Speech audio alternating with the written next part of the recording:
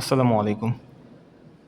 আপনি কি কখনো এমন কোনো প্রজেক্টে কাজ করেছেন যেখানে ডেভেলপমেন্ট শুরু হওয়ার পর ক্লায়েন্ট বারবার বলছে, "না, না, আমি এটা চাইনি। আমি অন্য কিছু চেয়েছিলাম।" এই সমস্যার প্রধান কারণ হলো শুরুতে রিকোয়ারমেন্টসগুলো সঠিকভাবে ডকুমেন্ট করা হয়নি। আজকের ভিডিওতে আমরা কথা বলব সফটওয়্যার রিকোয়ারমেন্ট স্পেসিফিকেশন, সংক্ষেপে এসআরএস নিয়ে। এটা কি, কেন দরকার এবং কীভাবে একটা প্রফেশনাল এসআরএস ডকুমেন্ট লিখতে হয়। তাহলে চলুন শুরু করা যাক। সহজ ভাষায় বলতে গেলে এসআরএস হলো এমন একটা ডকুমেন্ট যেখানে লেখা থাকে সফটওয়্যারটা আসলে কী করবে, কীভাবে কাজ করবে এবং কাদের জন্য তৈরি হচ্ছে। এটাকে আপনি একটা ব্লুপ্রিন্ট বা রোডম্যাপ হিসেবে চিন্তা করতে পারেন, ঠিক যেমন একটা বাড়ি তৈরির আগে আর্কিটেক্ট একটা ডিজাইন প্ল্যান তৈরি করেন। এসআরএস ডকুমেন্টটা মূলত স্টেক হোল্ডার অর্থাৎ ক্লায়েন্ট, ডেভেলপার, টেস্টার এবং প্রজেক্ট ম্যানেজার সবার মধ্যে এমন একটা কমন এগ্রিমেন্ট হিসেবে কাজ করে। ডেভেলপমেন্ট শুরু হওয়ার আগেই যদি সবাই এই ডকুমেন্ট সই করে অ্যাপ্রুভ করে, তাহলে পরবর্তীতে ভুল বোঝাবুঝি অনেক কমে যায় এবং প্রজেক্ট সময় মতো সঠিকভাবে শেষ করা সহজ হয়। এখন প্রশ্ন হলো, এটা এত গুরুত্বপূর্ণ কেন? প্রথমত, এটা একটা সিঙ্গেল সোর্স অফ ট্রুথ, মানে পুরো টিম একই জায়গা থেকে রিকোয়ারমেন্ট বুঝতে পারে। দ্বিতীয়ত, ডেভেলপাররা জানতে পারে ঠিক কী বানাতে হবে, টেস্টাররা জানতে পারে কী টেস্ট করতে হবে এবং প্রজেক্ট ম্যানেজার স্কোপ ও প্রোগ্রেস ট্র্যাক করতে পারেন সহজে। তৃতীয়ত, শেষ মুহূর্তে হুট করে নতুন ফিচার যোগ করার প্রবণতা, যেটাকে আমরা বলি স্কোপ ক্রিপ, সেটা কমে যায়, কারণ শুরুতেই সব লিখিতভাবে ঠিক করা থাকে। চলুন এখন দেখি একটা স্ট্যান্ডার্ড এসআরএস ডকুমেন্টে সাধারণত কী কী সেকশন থাকে। ইন্ট্রোডাকশন, এই অংশে থাকে ডকুমেন্টের উদ্দেশ্য, এর ইন্টেন্ডেড অডিয়েন্স অর্থাৎ কারা এই ডকুমেন্ট পড়বে এবং প্রজেক্টের স্কোপ। এখানে ব্যবহৃত বিশেষ শব্দ বা অ্যাক্রোনিম এর সংজ্ঞাও দেওয়া থাকে যাতে সবাই একই ভাষায় কথা বলতে পারে। সেকেন্ড, ওভারঅল ডেসক্রিপশন, সামগ্রিক বিবরণ। এই সেকশনে থাকে প্রোডাক্টটা মূলত কী করবে তার একটা হাই লেভেল ওভারভিউ। এখানে বলা হয় প্রোডাক্টের ইউজার কারা, কী পরিবেশে এটা চলবে, যেমন বিজনেস, কনজিউমার নাকি এন্টারপ্রাইজ পরিবেশ, এবং প্রোডাক্টের মূল ভ্যালু বা উদ্দেশ্য কী। তৃতীয়ত, ফাংশনাল রিকোয়ারমেন্টস। এটাই এসআরএসের সবচেয়ে গুরুত্বপূর্ণ অংশ। এখানে ডিটেইলে লেখা থাকে সফটওয়্যারের প্রতিটা ফিচার কীভাবে কাজ করবে, যেমন একটা লগ ইন সিস্টেম কীভাবে ইউজারকে অথেন্টিকেট করবে বা একটা পেমেন্ট সিস্টেম কীভাবে ট্রানজ্যাকশন প্রসেস করবে। এসব ডিটেইল এখানে থাকে যাতে ডেভেলপার এবং টেস্টার দুইজনই স্পষ্টভাবে বুঝতে পারেন।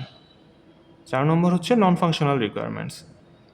এখানে বলা থাকে সিস্টেমের পারফরমেন্স, সিকিউরিটি, ইউজেবিলিটি, কম্প্যাটিবিলিটি এবং মেনটেনেবিলিটি সংক্রান্ত প্রত্যাশাগুলো, যেমন সিস্টেমটা কত দ্রুত রেসপন্স দেবে, কতজন ইউজার একসাথে ব্যবহার করতে পারবে, ডেটা কতটা সিকিউর থাকবে, এই বিষয়গুলো এখানে উল্লেখ করা হয়।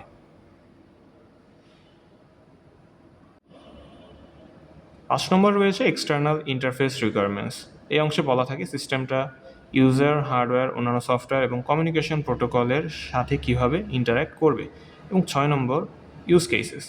কিছু ক্ষেত্রে, বিশেষ করে জটিল সিস্টেমের ক্ষেত্রে, ইউজ কেস যোগ করা হয় যেখানে ধাপে ধাপে দেখানো হয় একজন ইউজার সিস্টেমের সাথে কীভাবে ইন্টারঅ্যাক্ট করবে।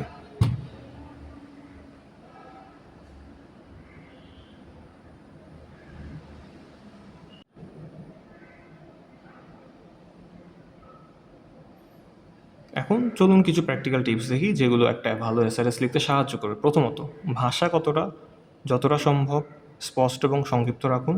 অস্পষ্টতা থাকলে পুরো প্রজেক্ট ভুল পথে যেতে পারে। দ্বিতীয়ত, প্রতিটা রিকোয়ারমেন্টকে ইউনিকভাবে আইডেন্টিফাই করুন যাতে পরবর্তীতে সেটা ট্র্যাক এবং টেস্ট করা সহজ হয়, যেমন রিকোয়েস্ট 001, রিকোয়েস্ট 002 এভাবে নাম্বারিং করতে পারেন। তৃতীয়ত,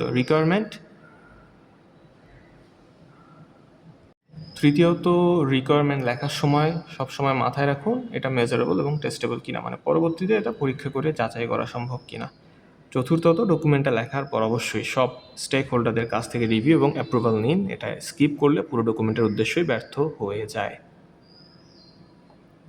এখন আমরা যদি আমাদের প্রথম যে প্রজেক্টটা সেটা আলোচনায় আসি। আমাদের প্রথম প্রজেক্টটা হচ্ছে ব্লাড ব্যাংক ম্যানেজমেন্ট সিস্টেম এর এসআরএস তৈরি।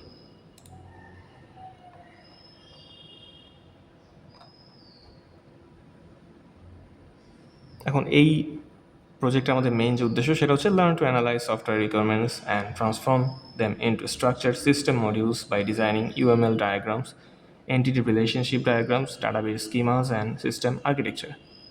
This enables effective visualization of system components, data relationships, workflows, and overall architecture, providing a solid foundation for efficient software development and implementation. আমাদের এই প্রজেক্টটা সম্পন্ন করতে আমাদের এই ফার্স্ট প্রজেক্ট যেটা ব্লাড ব্যাংক ম্যানেজমেন্ট সিস্টেম, এই প্রজেক্টটা সম্পন্ন করতে হলে আমাদেরকে এই কাজগুলো মেনলি করতে হবে, যেখানে আমাদের সফটওয়্যার রিকোয়ারমেন্ট অ্যানালাইসিস এবং সিস্টেম মডেলিং করতে হবে। তো স্টেপ 1 যেটা আমাদের থাকবে সেটা হচ্ছে অ্যানালাইজ সফটওয়্যার রিকোয়ারমেন্টস, এবং স্টেপ 2তে যদি আসি তাহলে সেখানে আমাদের কাজ হচ্ছে identify system components and actors. Step 3তে design UML diagrams, and step 4এ যদি আসি তাহলে আমাদের model data relationships using ER diagrams. Step 5এ হচ্ছে design the database schemas, and step 6 design the system architecture. Step 7 visualize workflows and data flow. Step 8 establish a foundation for implementation. তো এখানকার overall যে লার্নিং আউটকাম আমাদের সেটি হচ্ছে analyze software requirements and transform them into structured system models by designing UML diagrams, ER diagrams, database schemas, and system architecture, enabling effective visualization of system components, data relationship, workflows, and overall architecture for efficient software development and implementation. তো আমাদের এই স্টেপগুলো follow করে আমরা যদি আমাদের কাজটা সম্পন্ন করতে পারি তাহলে আমাদের প্রথম প্রজেক্টের কাজ কিন্তু কমপ্লিট হয়ে যায়। এখানে আমাদের প্র্যাকটিক্যালি কোনো কিছু বিল্ড করতে হচ্ছে না, আমাদের কোনো কিছু হয়তো প্র্যাকটিক্যালি করে দেখানো লাগছে না, তবে আমাদের একটা ডকুমেন্টেশন তৈরি করতে হবে। তো সেক্ষেত্রে আমাদের যে স্টেপ বাই স্টেপ প্রসেসগুলো আমি বললাম, এই প্রত্যেকটা স্টেপ ফলো করে আমরা যদি আমাদের ডকুমেন্টেশনটা তৈরি করতে পারি তাহলে আমাদের প্রথম প্রজেক্টের কাজ কিন্তু অলমোস্ট ডান। দেন এক এক করে আমাদের পরবর্তী প্রজেক্টগুলো আরও ধাপে ধাপে আরও বিস্তারিত আমরা আলোচনা করব, তবে প্রথম প্রজেক্টের কাজ এতটুকুই, আমাদের এই ডকুমেন্টেশন তৈরি করতে হবে। এইভাবে ধাপে ধাপে কাজগুলো সম্পন্ন করার মাধ্যমে আশা করি শুরু থেকে শেষ পর্যন্ত আমরা পুরো প্রজেক্ট সম্পর্কে আপনাদেরকে একটি ভালো ধারণা দিতে পেরেছি। সো প্রজেক্টের কাজ আমরা তাহলে শুরু করে দিই, অ্যান্ড আশা করি একটি কমপ্লিট প্রজেক্ট আমরা আমাদের এই কোর্সে শেষ করতে পারবো। প্রত্যেকটা প্রজেক্ট আমরা যেন ঠিকঠাকভাবে কমপ্লিট করতে পারি। Thank you so much for watching the video. Next project অর্থাৎ প্রজেক্ট 2 এর ভিডিওতে আবার দেখা হচ্ছে আপনাদের সাথে। ততদিন ভালো থাকবেন, সুস্থ থাকবেন। Thank you for watching. Have a great day.